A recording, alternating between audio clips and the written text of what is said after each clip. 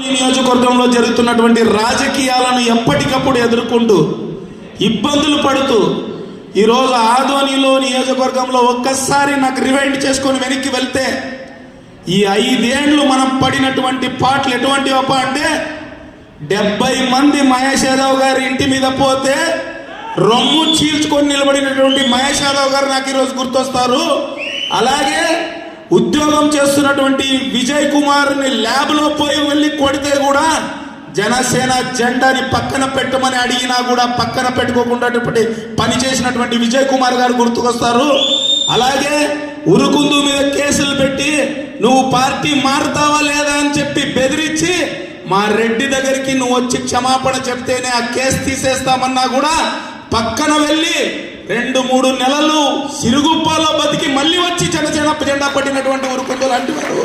అలాగే ప్రతి క్షణం మేము జనసేన పార్టీ ఆశయాల కోసం పనిచేయాలి. మనం తిన్నామా లేదా పస్తులున్నామా, మన కుటుంబాన్ని ఏమైపోతుందో అనేది విషయం కూడా పక్కన పెట్టి ఈరోజు ఎక్కడ పడితే అక్కడ కేసులు పెడతారని బెదిరించినా కూడా భయపడుకోకుండా పనిచేసినటువంటి ప్రతి ఒక్కరికి, అలాగే ఆదోని నియోజకవర్గంలో నాకు ఒక్కటే ఒక వీర మహిళ, ఆమె ఈరోజు మహిళల ఓట్లు ఈ కూటమికి పడడానికి కారకులైనటువంటి గట్టి మహిళ, వీర మహిళ రాజేశ్వరమ్మ గారు. ఎందుకంటే మనం చూసినాం గతంలో ఎన్ని ఉన్నా కూడా ఈరోజు నేను అడిగినా వస్తున్నాయి, ఏందా రాజేశ్వరమ్మ గారి ప్రసంగం లేదు కదా, ఇది స్టేజ్ కొంచెం బోసిపోయినట్లుంది అంటే, లేదా కొంచెం నా వాయిస్ కొంచెం ఇబ్బంది అవుతా ఉంది అని అనింది.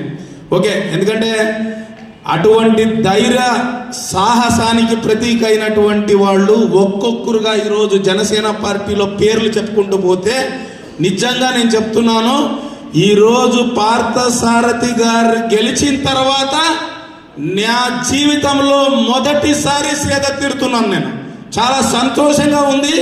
కానీ ఒక పక్క బాధ్యత, ఈ అధికారం మనకిచ్చినటువంటి ప్రజలకు ఏం చేయాలి, ఆశలు ఎక్కువ ఉన్నాయి, సమస్యలు పెరిగి పెట్టరేగిపోయినాయి.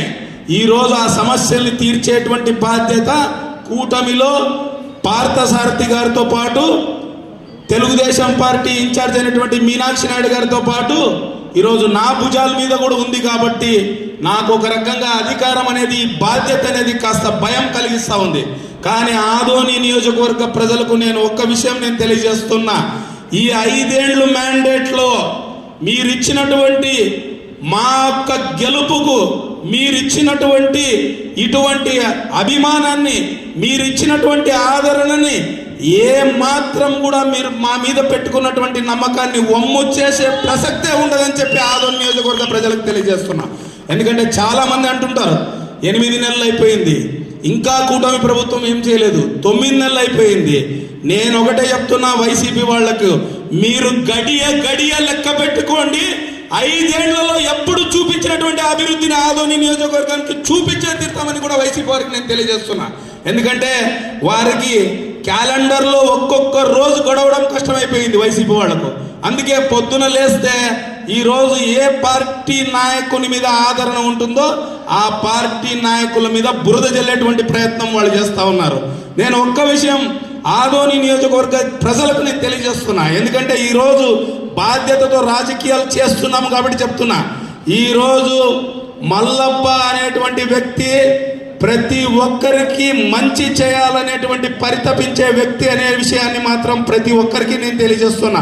నా ఇంటికి శత్రువు వచ్చినా కూడా క్షమించి మంచి చేయాలనేదే ఉంటుంది. కాబట్టి వాడిని కడుపు కొట్టాలి, వాడిని దెబ్బ కొట్టాలనేది మాత్రం నా జీవితంలో, నా రక్తంలో ఉండదనేటువంటి విషయాన్ని కూడా నేను వాళ్ళకి తెలియజేస్తున్నా.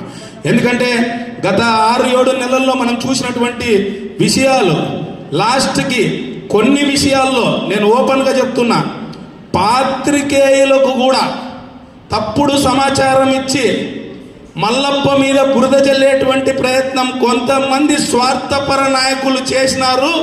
కానీ నేను ఒకే విషయం నేను చెప్తున్నా, నా ప్రాణమైనా వదులుకుంటాను కానీ ఆదోని నియోజకవర్గ ప్రజలకు ఒక్కరికి ఇబ్బంది పెట్టినానని తెలిస్తే, ఆదోని నియోజకవర్గ ప్రజల ఆస్తిని దోచుకున్నానని చెబితే ఆ రోజు నా ప్రాణాన్నైనా వదిలేస్తాను తప్పితే అటువంటి కుంచితమైనటువంటి పని మాత్రం చేయననేటువంటి విషయాన్ని కూడా నేను తెలియజేస్తున్నా. ఎందుకంటే ఉన్నారు పెద్ద మనుషులు, అక్కడి నుంచి ఎందుకంటే జనసేన పార్టీ అనేది అడుగడుగున వైసీపీని ఎదిరించినటువంటి పార్టీ కాబట్టి మా మీద అసూయతో, వాళ్ళను ఓడగొట్టామనేటువంటి అసూయతో మా మీద పరోక్షంగా కక్ష సాధింపులకు పాల్పడుతున్నారు.